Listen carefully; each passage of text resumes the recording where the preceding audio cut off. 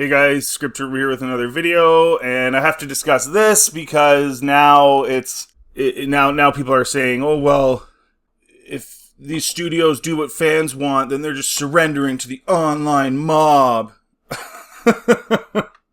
Having said that, this article is very interesting and also very weird in terms of the way that they see things. But let's check it out. Will Star Wars surrender to the online mob? In other words, fans. There is no question that Hollywood is on the edge of collapse on so many fronts. Studios find it harder and harder every year to get into the pop culture zeitgeist because whatever that is being redefined every other week. Financially, they are also struggling, spending $200 million on seemingly surefire bets that are turned into a joke by the TikTok algorithm. Warner Brothers is the latest example. Let's see what this is. Oh, Joker 2. Okay, but why is it the TikTok algorithm? Why isn't it just that the movie's terrible?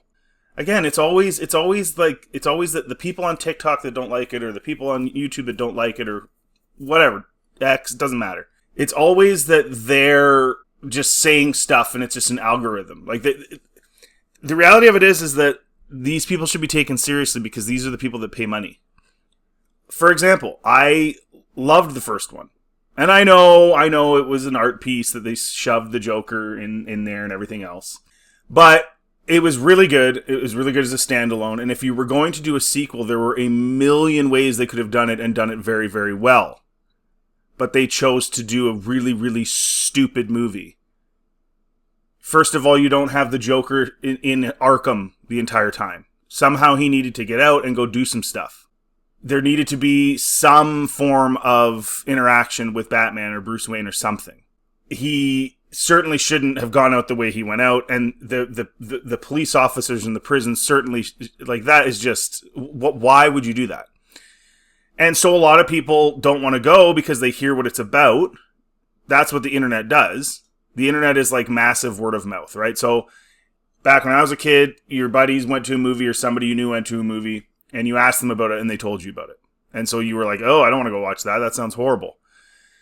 Now, if you want to know what a movie's about, you go online, and there's hundreds of people that are talking about it.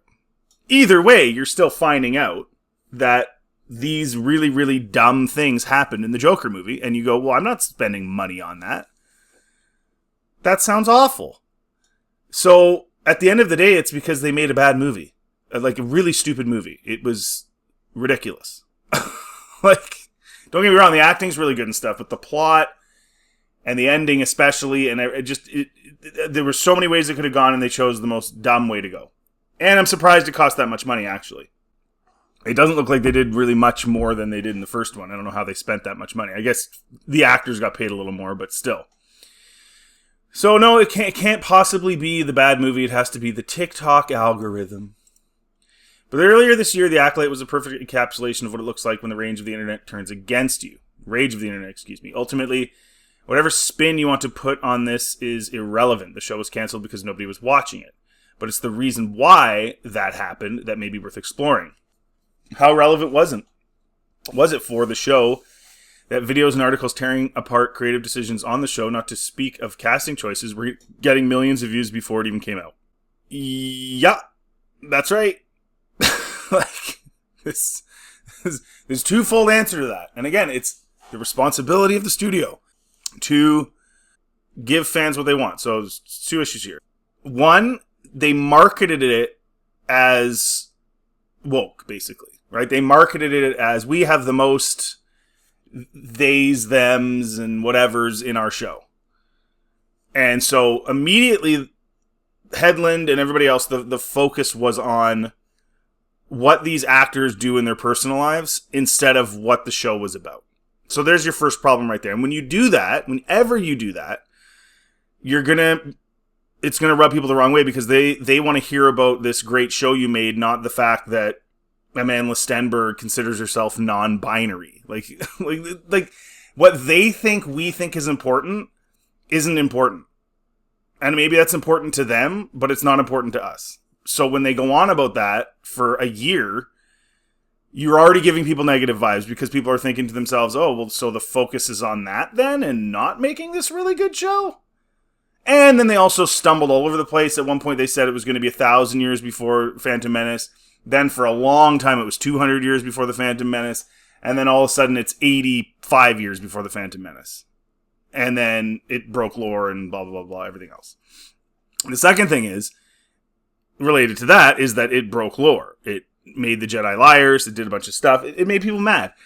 But again, before the show came out, yeah, the way they were marketing it and the trailers and everything, it just looked bad. It was bad. It was a really awful show. It was awful. Other mega franchises are also at the mercy of these online content creators who may be less interested in quality than in profiting from an algorithm driven by rage-induced engagement. I think there's some truth to that. Absolutely. I think there's some truth to that. I think there are some people out there that literally make videos where they're just like screaming and yelling and they're not actually analytical at all. I 100% agree with that. There's a couple guys that are pretty big that do that. But I mean, that's not that many guys. Most of the guys are analyzing what they did and giving their opinion. And it just so happens that right now, with the people that are putting this content out, they're putting out crappy content. And again, they're focused on the wrong things. They're focused on things that no one else cares about. They do in their bubble in Hollywood, but nobody else does. The Rings of Power for Amazon certainly knows a thing or two about this, though that show continues to perform well, according to the streamer. Does it? Therefore, the episode's 55.3 million minutes watched during that time translate to an estimated 2.7 million views. So this is the Labor Day weekend views. 2.7, that's so low. That's pathetic. And if that's worldwide, that's super pathetic. Like, if that's including Europe, because a lot of people in England and obviously Lord of the Rings, like, duh, that's awful. Even if that's just the United States. The United States is like, 380 million people. That's horrible for the second best-selling book of all time, or third, I guess now. That's horrible. And then by contrast, House of Dragon saw 7.8 million viewers, which just still isn't great, but Lord of the Rings should be getting at least that. So no, it's not doing well. That's terrible. The Marvels obviously was a good example last year for the once undefeated Marvel Studios. Oh, there's more than just the Marvels. There's a bunch of stuff. If you saw Quantumania or some of the other movies that have come out, it's not just the Marvels. It's the quality just continues to go down.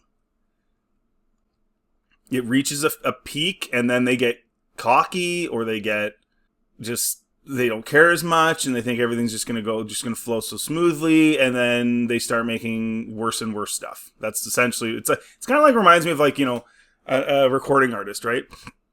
Usually their first or their second album are their best albums. Like their first one might be good, their second one might be amazing, or vice versa, right? And then it slowly dwindles after that. It doesn't mean the next ones are always bad, but they're never considered as good. That happens with so many recording artists. Not all, but very many. Same kind of idea. This topic of online bullying usually becomes the story when there isn't a strong narrative against it, i.e. when the actual show movie that is being targeted is not very good on its own. Why? So then, how is that online bullying? How is it bullying to say a show sucks? You're bullying against the show, and you're bullying against the corporation of Disney. Like, who cares? This is so bizarre. Oh man, these people are weird that write these articles. If the show is bad, so people said it was bad. Like that's as was the case with both the Accolate and the Marvels, and as it will probably be with Joker, Folia Due Soon, the quality couldn't speak for itself, and viewers weren't there either. In the cases of The Last of Us and The Boys, two series that were also targeted online because of their politics, those voices were suffocated by a much larger majority. Okay, so the majority of people liked it, so their voices were suffocated. The people bashing the Marvels, the Accolate, and Joker 2 are not being suffocated because the show sucked. They all suck. Like, this isn't hard. This is not rocket science. But that's not really the story that the studios may be reading into this, apparently. Variety published a story this week saying that studios are assembling their own focus group made up of superfans who may represent whatever the online chatter will be about whenever a certain TV show or movie comes out. The basic description of the approach is to assess possible marketing materials, though a studio executive did add on background that this effort has already led to some projects being altered. If it's early enough and the movie isn't finished yet, we can make those kinds of changes. Well, I hope they're actually fans. I hope they pick the right people. Because there's a lot of people in the Star Wars community that consider themselves super fans and just gobble up every slop chunk of crap that is put in front of them and say how wonderful it is without ever explaining why. There's a lot of people like that online too. There's just as many as there is on the other side. So hopefully it's not those people, because if it is, it's just gonna be the same stuff. They have to accept some negative criticism. That's what they need. They don't need super fans that are just loving everything. They need people that can tell them, no, this is dumb, don't do this. That's what they need. It seems to be a red-hot topic at the moment, and many studios decline to answer Variety's call on the matter, apparently. This is yet further indication that getting on the wrong side of the internet is one of the studio's biggest fears at the moment. In other words, they're as close as it gets to surrendering to the mob. Surrendering to the mob. They're as close as it gets to making good content. That's essentially what that's saying. For whatever it's worth, I still believe that Star Wars, because of the unique way it's managed, should be safer than other brands here. If Dave Filoni disagrees with whatever a superfan believes should happen, he has enough power within the company to overrule that decision. Okay, doesn't mean he's making good content, though. Just make a good show is the ultimate vanilla answer here. What does that even mean? Well, nobody's saying that. Well, I am saying that, but I also give you plot points and reasons for that. So do most guys. A movie like The Last Jedi turned out to be so dangerous because on average, there's one viewer who loved it for every viewer who hated it. I disagree. I think it's like 4-1 hate. There's a lot more people that hated it than liked it. I'm sorry, but there is. And I've said a million times, the people who liked it would have liked anything they did. Because clearly continuity and character development and all that stuff doesn't matter to them. It's not just lightsabers and ships, and so, I mean, they would have liked it no matter what they did, so they went against their base and core fans just for the sake of it, because Rian Johnson thinks he's a genius. The same goes for a video game like The Last of Us Part 2, one hailed as the greatest piece of storytelling on video games by as many people as those who claim it's the worst thing to ever come out in the medium. As it turns out, there is no consensus there that the studios can learn from in these cases. Yes, there is. Again, the people that are going to eat the slop are going to eat whatever you do, so you might as well put out stuff that honors the IP. And the slop eaters will eat it up too. And then you'll get the regular fans back. It's very simple. Other than, listen to me, they don't know what they're talking about. No, there's... This article's... Come on. These shows are being completely analyzed and shown to be stupid. Both of them tried to challenge the audience in a way they were perhaps not ready for.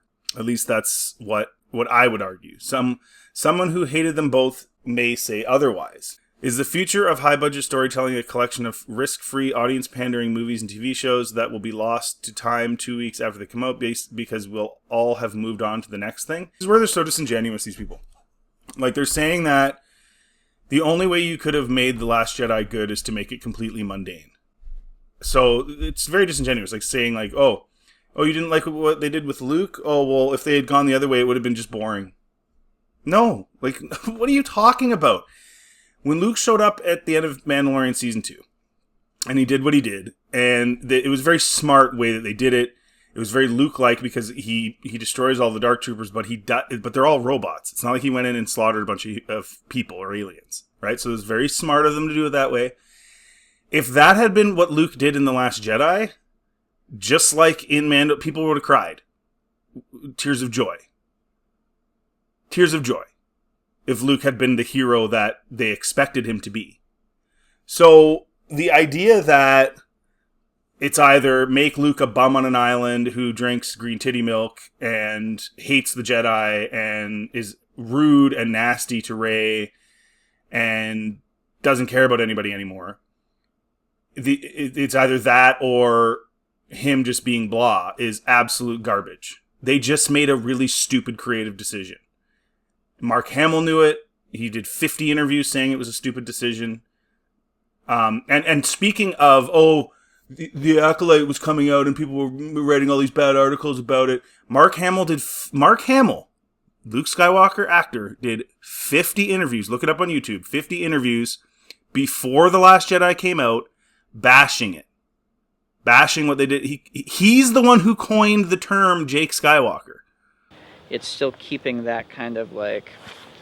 Well, see, again, I mean, and I told Brian this, it's no surprise. I said, I just fundamentally disagree with your concept of this character and how you use him. So you can blame the fans all you want, but even the actors have come out at times and said things. And so he was bashing The Last Jedi long before. Even on the red carpet of The Force Awakens, he says, if you think you're going to relive your childhood, you've got another thing coming. I'm paraphrasing, but basically. Because they didn't put him on the poster, he's not even really in the movie.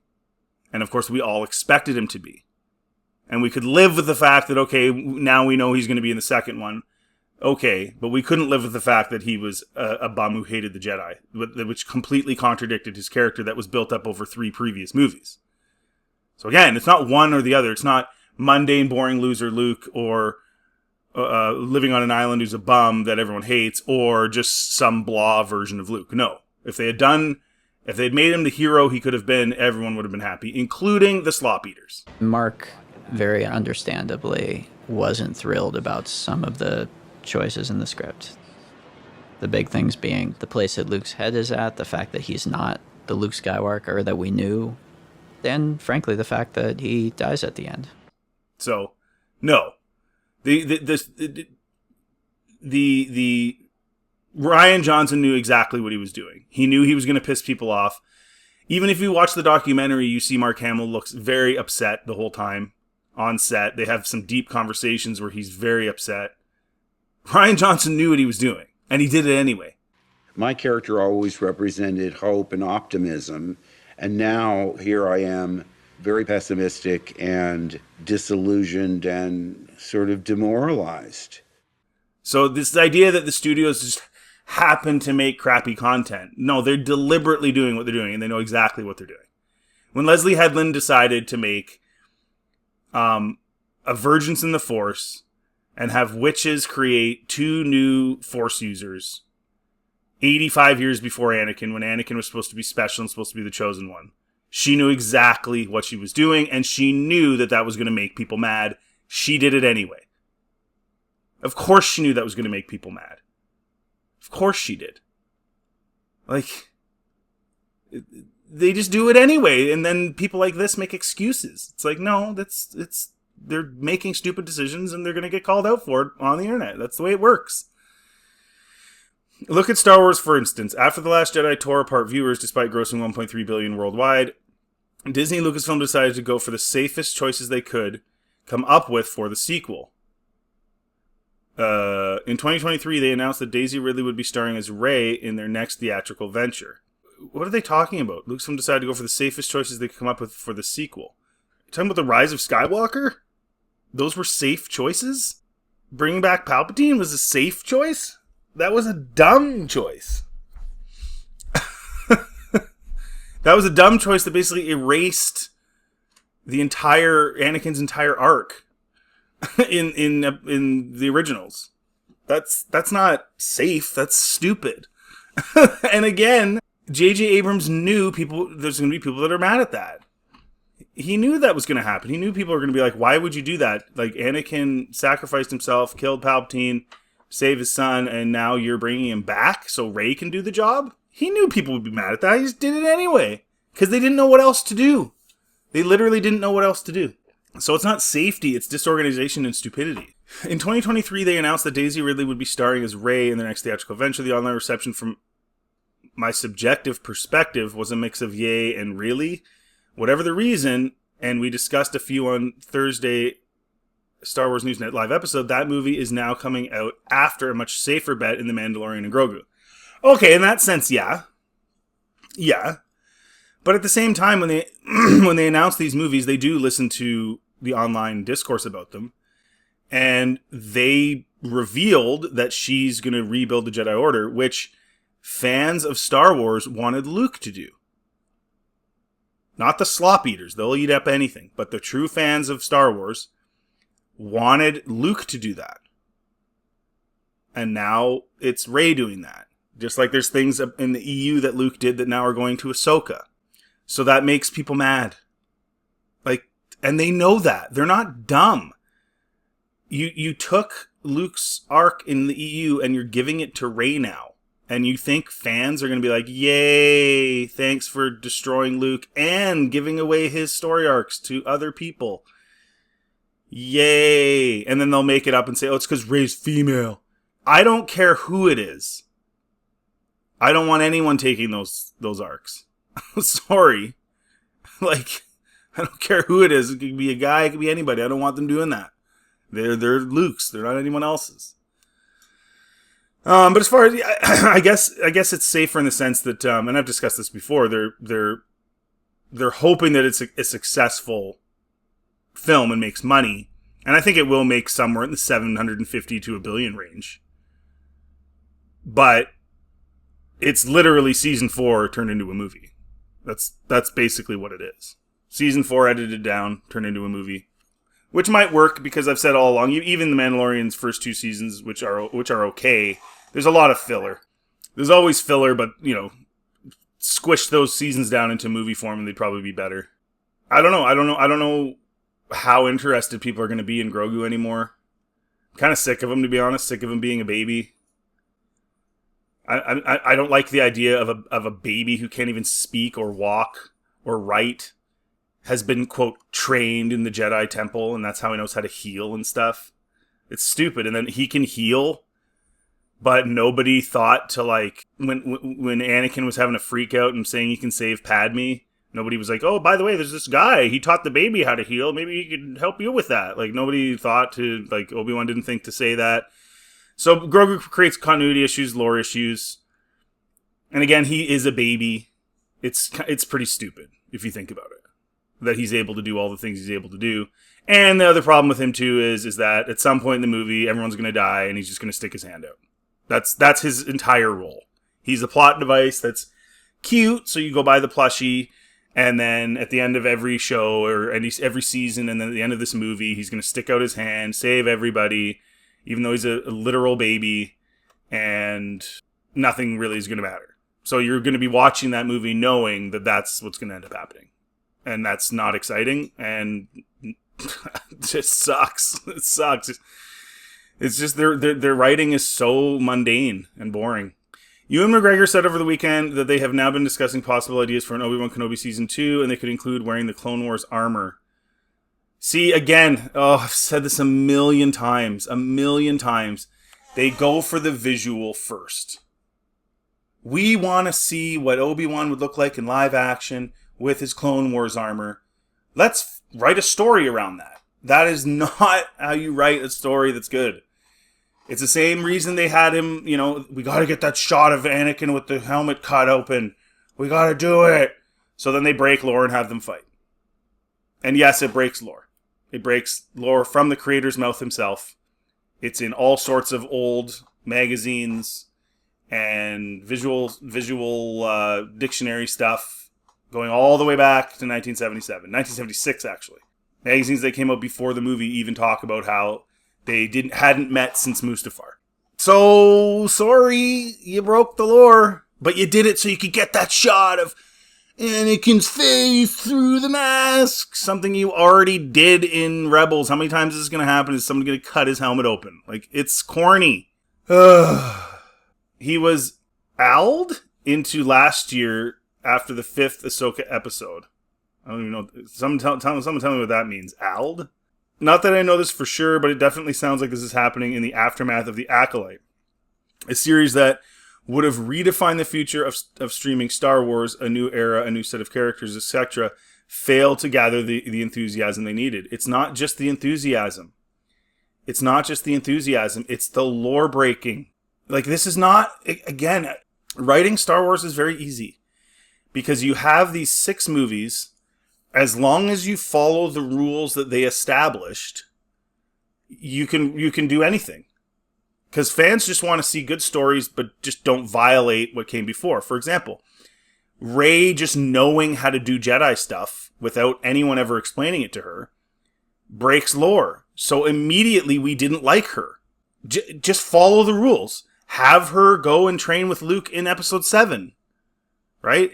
Instead of, in my rewrite, that's what happens. Instead of knowing how to do everything and then going and meeting Luke, and then whatever training he does give her is completely pointless because she doesn't need it. Do you see what I'm saying? Just follow the basic rules and everything would have been fine. But you don't do that. You break them. So it's not an enthusiasm thing. Well, it is, but it's like you're disappointed because these stupid people couldn't just follow these very, very basic rules that have already been established in the universe. So immediately you can't suspend your disbelief now because it's like, oh, so nothing really matters. There's no rules. So what is this place? What is this Star Wars universe? Where are we? What's going on? So is all the hope lost? I choose to believe not. I was quite optimistic last year when the two movies everyone was talking about were Oppenheimer and Barbie. One was a 3-hour biopic set in the 40s. Yeah, we know that. Both of them are seen as big risks by their respective studios for different reasons, and yet audiences turned up. Why would Barbie be a risk? Give me a break. It's like the #1 selling doll of all time. It's nothing risky. And in fact, this actually contradicts everything this article's saying, because like earlier he was saying, oh, The Last Jedi, took a gamble and failed. And it's like, yeah, because they took a gamble. Rian Johnson decided to subvert expectations. And then people were mad. Barbie was about Barbie. It was not a gamble. And it made a lot of money. Like, that's proving the point. It's a Barbie movie. And it was about Barbie. The results this year are a bit less optimistic, but so are the options out there. After all, the best movie released so far this year continues to be Dune Part 2. As always, I choose to be optimistic about the future of Star Wars, but keep that from shaping my opinions. Skeleton Crew should be as harmless as it can be once it comes out this December. I love Nate's comparison on Star Wars News Net Live to The Bad Batch, just to show nobody can get angry about. This might go against my earlier point of being scared about studio making risk-free projects, but I think an exception can be made due to the current volatile state of the Star Wars fandom. Well, it's over, guys. It's a slow death now, because all this crap they've done is canon now, so this doesn't matter now what they do. Andor Season 2 next year should also bring the best of both worlds. It should satisfy the appetite of fans who won't have anything else to watch in the Star Wars galaxy.